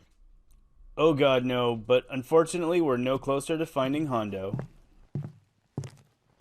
Did somebody say Hondo?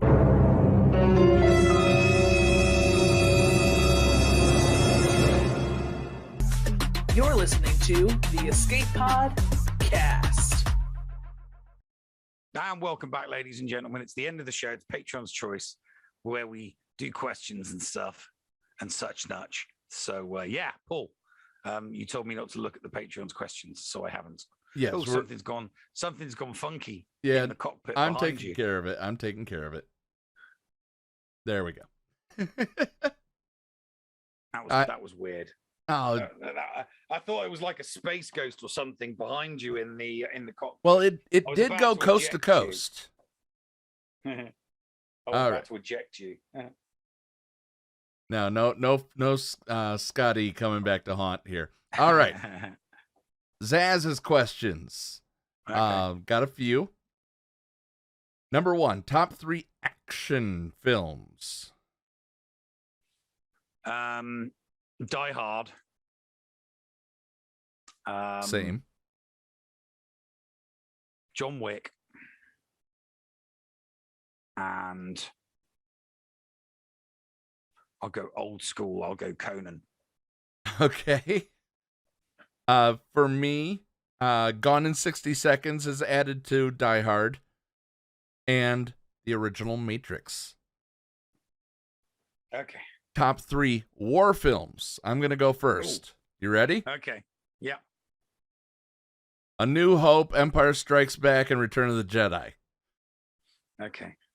I will go with the intended answer. I will go with Platoon. Because why not? Hacksaw Ridge and Full Metal Jacket. All right. Top 3 places in the world you'd like to visit. Okay. Madagascar, Liberland, Costa Rica. For me, it would be to take Christy to Italy. She's always wanted to go. Skywalker Ranch. And oh man, that last one. Let's just say I'll put it this way. I want to go where some of my friends are, so I'll go see Scotty and Heinze in Sydney. Okay. All right. Number 4, what is your top 3 favorite breed of dog? For me, Golden Retriever, German Shepherd, Black Lab. Beagle. That's it. Beagle. Just Beagle. Did you know? I'm ambivalent to every other breed of dog. Did you know, Neil, that I used to take care of a beagle as part of my job when I worked for a news station? Its name was Cronkite, the News Hound. Really? The News Hound. And we got it from Houston Beagle Rescue because we wanted a beagle as the mascot for the station. Yeah. Name the worst film you've ever seen.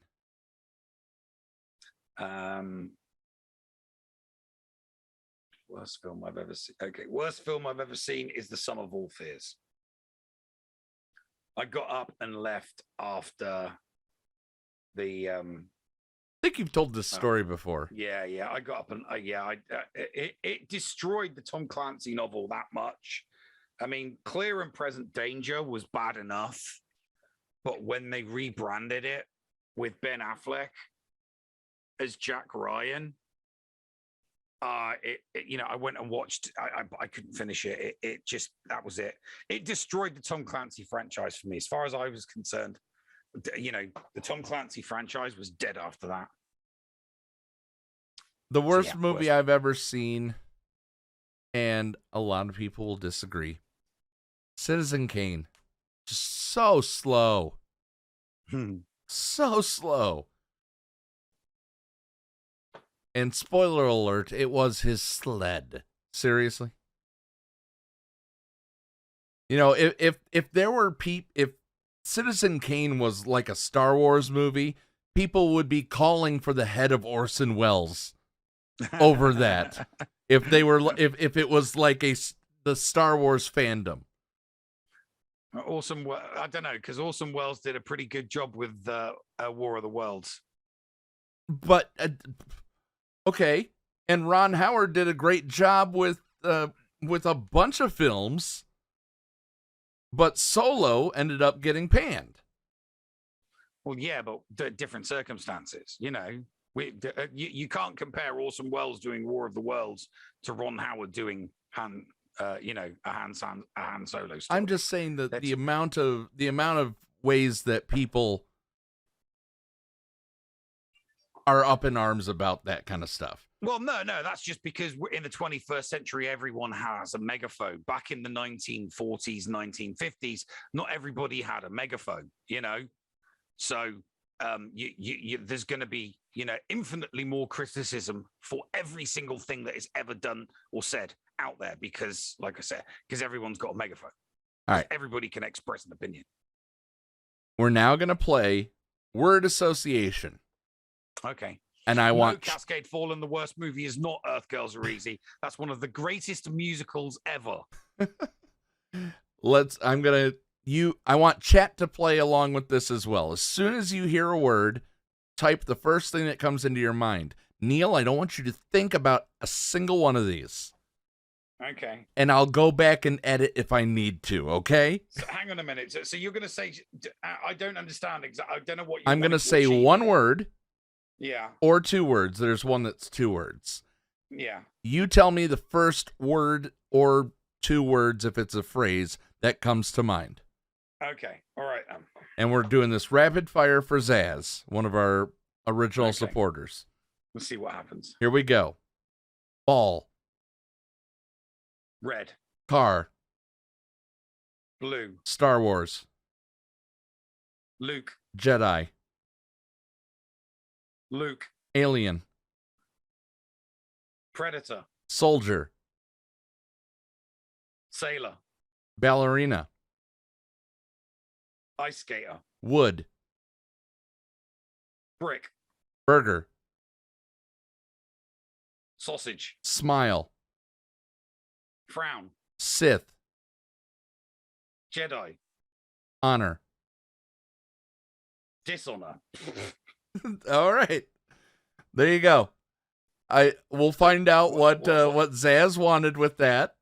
Probably, in the after show or next week.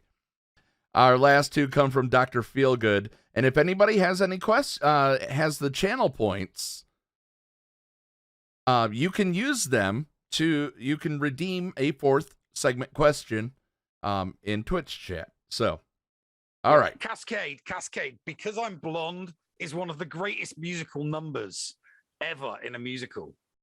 Because I'm, it's just, Damon Wayans, Jim Carrey. You're not, I'll tell you this right now, Neil, you are not going to change your mind on that one. Don't even try. Change your mind. There's no return from 86.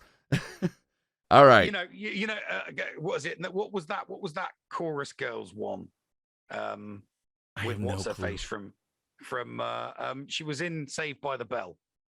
The actress that was in Saved by the Bell. Are you talking about Showgirls? Showgirls is the worst movie ever made.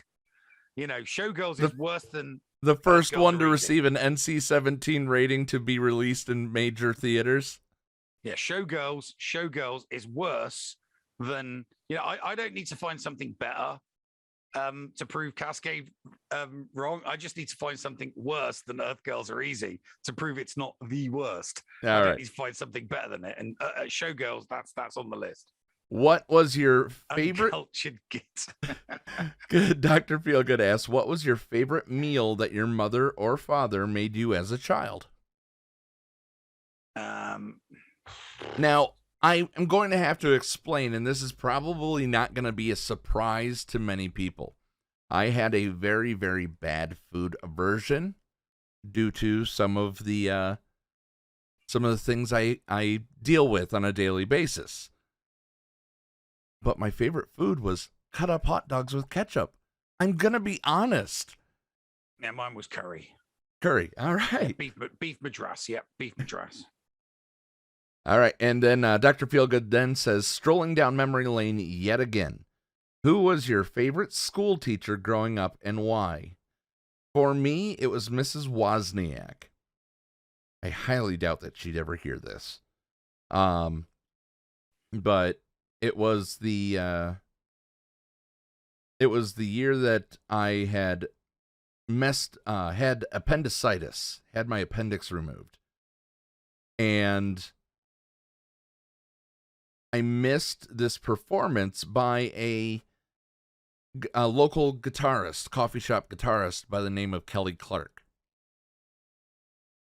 And he had a song that my teacher immediately thought of me at the time.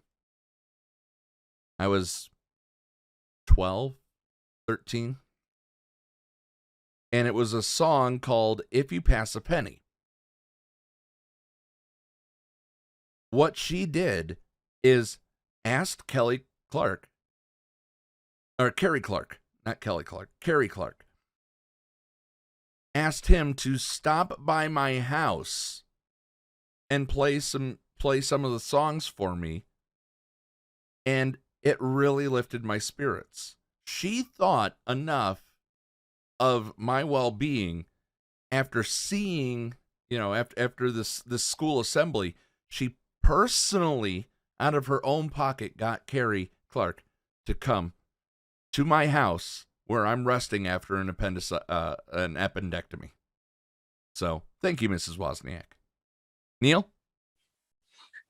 Probably when I was in secondary school, Mr. Bowden, he was the PE teacher, but he also doubled up as an English language teacher.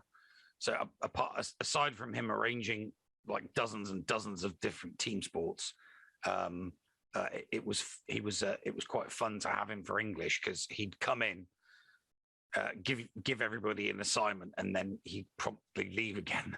So you could sit down and write whatever you wanted to, and then as long as it were 800 words long, and then he'd mark it, and that'd be it. So yeah, so we were just writing random 800 word short stories for an English language. So yeah, that was fun.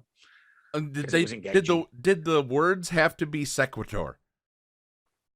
We just had to write a story, and he marked it. That was okay. So you had to write an actual story, and not just any random story, because the Guy Rudler Doyle would always get pornographic, and we would always rip him into him for it, because it's like you're supposed to be writing a story so that you can have your structure and all that created, and he just wanted to put porn in his stories because he knew that it would get graded. But what if I went into that class and just started writing ball car, Star Wars Jedi, alien soldier, ballerina, wood, burger, smile, Sith, honor? Nothing. It's not a story, is it? No. It's just a bunch of words. He made sure that it was a story, is what I was saying. Yeah, exactly. Yes, it got graded. Yeah, everything got graded. Everything was marked. It just never. It didn't go to anything final. It never went to anything final at all. It was weird. Fourth segment. We never did any mock exams. Fourth segment, question redemption from the Sarlacc. Imagine for the next conquest, we get the other side of the coin of Malgus. We get Satil Shan. What do you imagine her tags and abilities would look like? Would she be on par with Malgus or not? And if not, stronger or weaker, and why? The power creep will always be there, so she'll be a little bit stronger. But to see a conquest character on the opposite side, she'd have to be immune to doubt. She'd have to, just like they made Padme immune to fear, they'd have to make her immune to doubt. They'd have to make her immune to getting fear. It'd have to be all those, it'd have to be an anti-Malgus kit. And remember, when they last did that, we had the last two times, we had Darth Revan beating Jedi Revan, and then Padme beating then Malik, because there wasn't Gear 13 as much. No. So that's my thoughts. What are your thoughts on that, Nev? Yeah, no, I mean, we'll wait and see. I'm not going to speculate, but we're due a GL at some point. We'll see what happens. There's no way of knowing that, we're not getting any tidbits or hints or tips or anything like that. There's nothing cryptic in any posts on the forum, so it's literally just wait and see right now. Go check out the change.org, change.org/giveushondo. Yeah. Sign up. Because I really want to be able to show Jim Cummings that this is taking flight. Mm-hmm. We would love his support. We hope that we can get it. We'll keep you guys updated on that. Neil, what do you have coming up on this on the channel this week? Well, I mean, I'll definitely have round 2 and round 3. That's for sure. Might do some more runes of. I tested the. I saw that. I tested the. Yeah. I was testing the graphic capabilities for an MMORPG at the same time as streaming it and seeing what the latency and all. It wasn't bad. Like. It seemed all right. It seemed really good. So yeah, I might do a few more of those. I told Jigabachi if he ever got round to when he finishes with Apex, whatever he moves on to, if he did Runes of Magic, I would fire it up so I could play again. So yeah, no, I've just been toying with it, dusting off the cobwebs. So I might continue dusting cobwebs off the account. We'll see. We'll see how much I might be able to stream this weekend. I've got a deadline of Monday morning, so maybe for 2 hours on Vault 37, Christy and I will play some Kirby. But stay tuned. Go follow the channel, Vault 37 Studios, all one word. Follow that channel, and if we do stream, we'd love to see you out there. Make sure that you follow. Hopefully you're following the Escape Podcast on Twitch as well. Just Escape Podcast. And watch Neil do his GACs. Yeah. Round 2 tomorrow is going to be a rarely ever disappoint. Yeah. It's going to be a good one. It's definitely a round I'm really, really looking forward to. It's an efficiency match. It's plain and simple. It's a battle of efficiency. I've got the same. We'll see what. Who knows? Maybe if I need a break, I'll screen share and you can screen share onto. We'll both do them. We'll see. We'll see. Yeah. We'll definitely see. But seriously, guys, after the events of last weekend, I want you to listen very, very closely to what I'm about to say. Be nice to each other, damn it. Neil? Push the button. Don't mind if I do. What's going on? Where the hell are we? Paris? Thank you for pressing the self-destruct button. Attention! This is Colonel Sanders in forward command. Abandon ship! Abandon ship! All personnel proceed to escape pods. Close down the circuits. Evacuate the city. Self-destruct mechanism has been activated. Abandon ship! Where is it? Where is it? It's gotta be here. Out of order! Even in the future, nothing works. This ship will self-destruct in exactly 10 seconds. Counting down. 10, 9, 8, 6, Just kidding. 3, 2, 1. Have a nice day. Thank you.